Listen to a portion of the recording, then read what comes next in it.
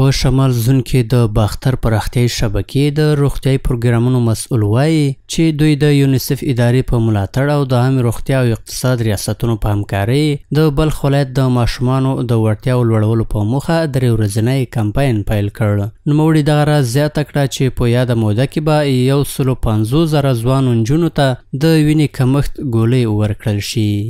در راوند سیوم یا دور سیوم کمپاین توزیع آهن فولیک اسید برای دختر خانم‌های 10 تا 19 سال در حد 150,000 دختر خانم 10 تا 19 ساله تحت پوشش کمپاین 3 روزه توزیع تابلت آهن فولیک اسید قرار بگیرند و همچنان راوند دوم یا دور دوم توزیع پودر تقویتی یا امین پی که امروز رسما افتتاح میشه بخیر.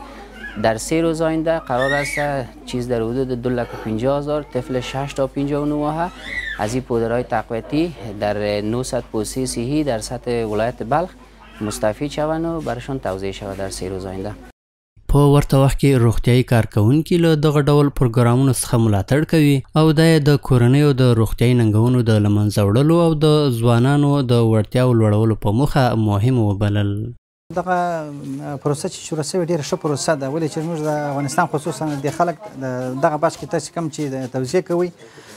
دا دپاره ډېر ښه ده چې دا خلک تغذیې یا کمخوني د دې سره موږ ډېر مواجه یو، نو راضي یو درڅخه بیخي الحمدلله درڅخه راضي سي. ښه پروسه ده. راضي پروسه ما زیاد خوشحال هستیم که در ولسوالی بلخ شروع شده